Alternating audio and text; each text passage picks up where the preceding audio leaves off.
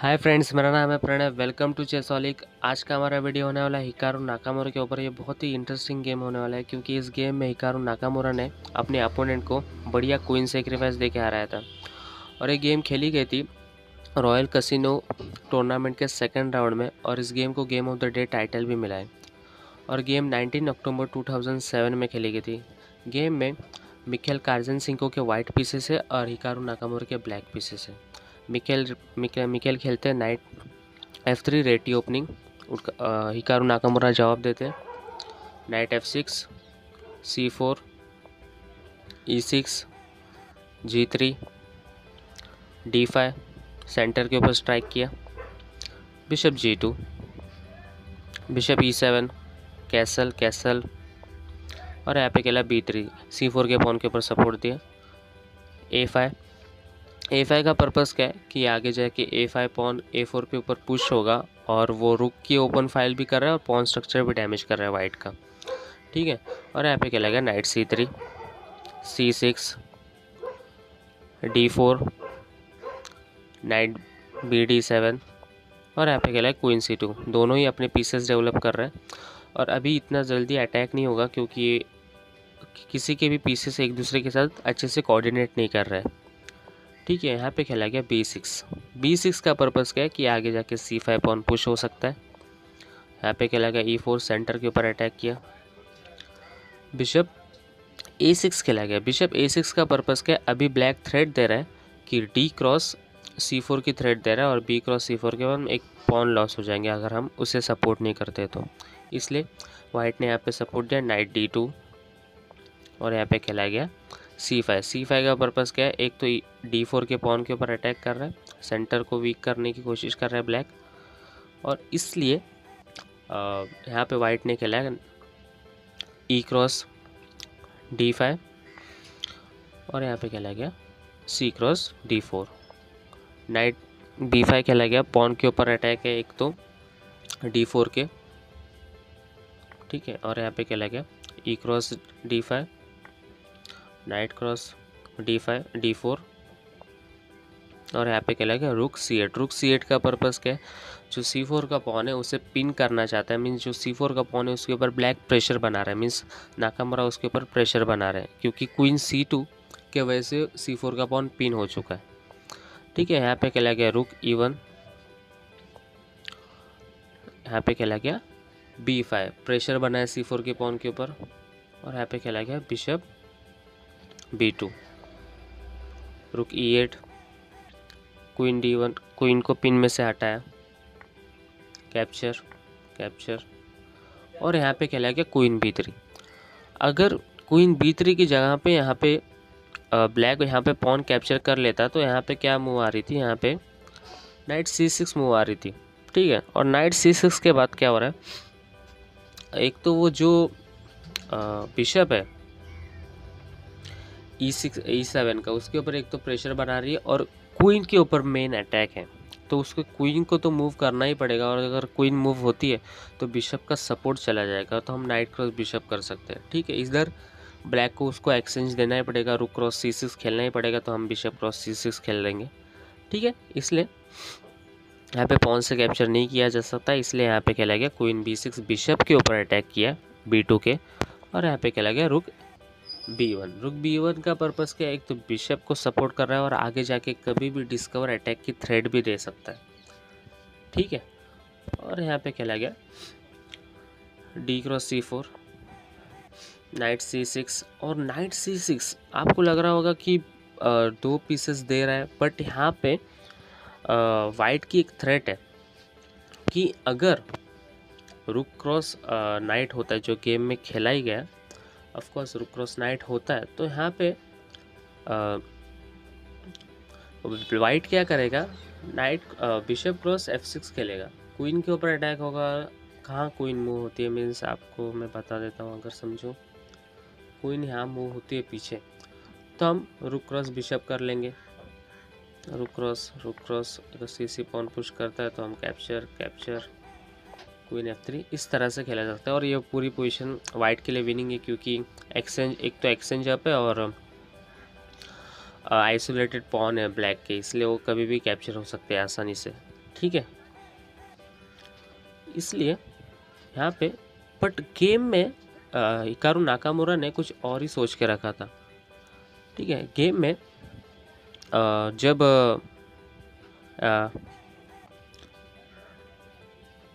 Night C6 खेला गया, तब यहाँ पे हिकारू नाकामुरा को पता था कि वाइट का प्लानिंग ये है, बट हिकारू नाकामुरा ने उसी की ही प्लानिंग के, वाइट के ही प्लानिंग के यहाँ पे कुछ और ही सोच के रखा था। और यहाँ पे खेला गया रुक क्रॉस C6। रुक क्रॉस C6 के बाद यहाँ पे वाइट खेलता है, ऑफकोर्स वो अपने प्लान के हिसाब से जाता है और यहाँ पे खेलता है नाइट क्रॉस F6। और नाइट क्रॉस F6 के यहाँ पे वीडियो पॉज कीजिए और अगली मूव फाइंड करने की कोशिश कीजिए ब्लैक की।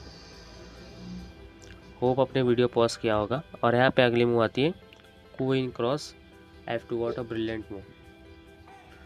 आपको मारना फोर्स है किंग क्रॉस F2 और यहाँ पे चेक आता है bishop C5 check. Bishop C5 की वजह से क्या हो रहा है चेक देने के बाद कि जो किंग है वो अंदर नहीं जा सकता, G1 के ऊपर आ नहीं सकता, क्योंकि बिशप ने वो डायगोनली क्लोज कर दिया चेक देने के बाद। और अगर हम रुक बीच में डालने की कोशिश करते हैं तो यहाँ पे हम first rook cross bishop check देंगे, नाइट उसको ऑफकोर्स बिशप से ब्लॉक करना पड़ेगा। जब बिशप से ब्लॉक करेगा तब हम बिशप क्रॉस रुक चेक, पीछे जाता है और हम रुक से नाइट को पिन कर देंगे। तो नाइट को पिन करने के बाद ऑफकोर्स नाइट तो वाइट लॉस हो जाएगा, पर क्या हो रहा है वाइट लॉस होने के बाद क्या हो रहा है कि ब्लैक को बहुत एडवांटेज मिल रही है, क्योंकि क्वीन के बदले बहुत सारे पीसेस है उसके बाद। अगर आप सोच रहे होंगे कि रुक से डिफेंड करेंगे, बट ऐसा नहीं होगा, क्योंकि हम पॉन पुश करके फर्स्ट चेक भी देंगे और ये रुक भी चला जाएगा फिर तब। ठीक है, इसलिए गेम की तरफ बढ़ते हैं। गेम में जब बिशप से चेक दिया गया तब यहाँ पे खेला किंग F3 खेला गेम में। और अगर मैं आपको बता देता हूँ, अगर किंग F1 खेलता तो यहाँ पे पॉन पुश आ रहा था और बिशप से चेक आ रहा था, और उसको तब तो उसकी मतलब उसको क्वीन देनी ही पड़ती थी, क्योंकि वो कहाँ मूव नहीं हो सकता, उसको रुक ही बीच में डालना पड़ेगा। रुक बीच में डालता है तो बिशप क्रॉस और उसको क्वीन वापस देनी पड़ेगी। ठीक है, इसलिए गेम में यहाँ पे खेला गया किंग F3। गेम में खेला गया किंग F3 के बाद यहाँ पे मूव आती है रुक क्रॉस F6, रुक से चेक दिया और यहाँ पे खेला गया नाइट G4। नाइट G4 के बाद यहाँ पे खेला गया नाइट E5 चेक।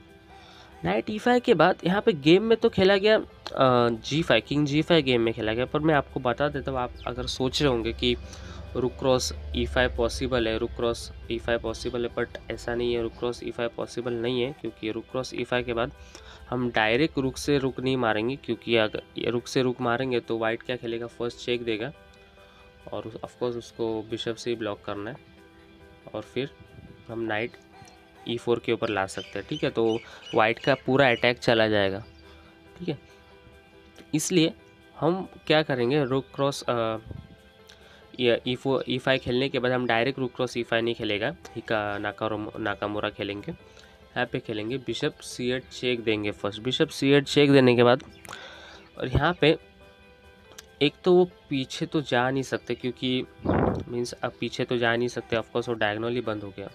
कहाँ भी मूव होंगे हम रुक से रुक कैप्चर कर लेंगे। और अभी इस बिशप C8 का मूव का पर्पस क्या हो रहा है कि बिशप C8 से जो टेम्पो मूव आ रही थी रुक B8 चेक वाइट से, वो स्टॉप हो रही है, इसलिए हम पहले बिशप C8 चेक देंगे। ठीक है, बट गेम में नाइट रुक क्रॉस E5 नहीं खेला गया। गेम में जब नाइट से चेक दिया गया, यहाँ पे खेला गया किंग G5 खेला गया। किंग G5 के बाद यहाँ पे खेला गया रुक चेक। ऑफकोर्स अगर आप समझो रुक चेक देने के बाद समझो कहाँ जाएगा, अगर गेम में तो H5 गया, ठीक है, बट अगर वो नीचे आता है समझो यहाँ पे, तभी भी हम चेक देंगे। यहाँ पे आएगा चेक और यहाँ पे हम खेलेंगे F6। F6 मूव का पर्पस क्या है कि अभी हमारी चेकमेट की थ्रेट लगी हुई है। ठीक है, तो उसको मतलब उसे डिफेंड करना मुश्किल है, क्योंकि अगर हम समझो ना, रुक क्रॉस E5 खेलते हैं, रुक क्रॉस E5, तभी भी उसकी चेकमेट की थ्रेड डिफेंड करना मुश्किल है, क्योंकि अगर आप पॉन पुश करके भी सोचते हो डिफेंड करना, तभी भी ये मुश्किल है, क्योंकि हम बिशप से चेक देंगे और उसको नीचे आना फोर्स है, और ऐसे करके हम चेकमेट भी कर देंगे उसकी। ठीक है, बट गेम में ये सब नहीं हुआ। गेम में जब रुक से चेक दिया गया, यहाँ पे खेला गया क्वीन H4 खेला गया, यहाँ पे खेला गया F6, रुक क्रॉस E5 मारना तो फोर्स है, रुक क्रॉस, और यहाँ पे खेला गया G4 बचाने के लिए, पर G4 बचाने के लिए वो हो नहीं सकती, क्योंकि यहाँ पे वो आती है बिशप F2 चेक, और यहाँ पे चेकमेट हो जाती है। होप आपको ये गेम अच्छी लगी होगी। अगर आपको ये गेम अच्छी लगी होगी तो लाइक, शेयर, कमेंट और सब्सक्राइब कीजिए चैनल को, और ज़्यादा से ज़्यादा हो सके तो अपने दोस्तों के साथ शेयर कीजिए। अगर आपको चेस रिलेटेड ज़्यादा कंटेंट चाहिए होगा तो हमारे इंस्टाग्राम आईडी को भी फॉलो कर सकते हैं, लिंक मैं डिस्क्रिप्शन में दे दूँगा। हम अब अगले वीडियो में मिलते हैं, बाय।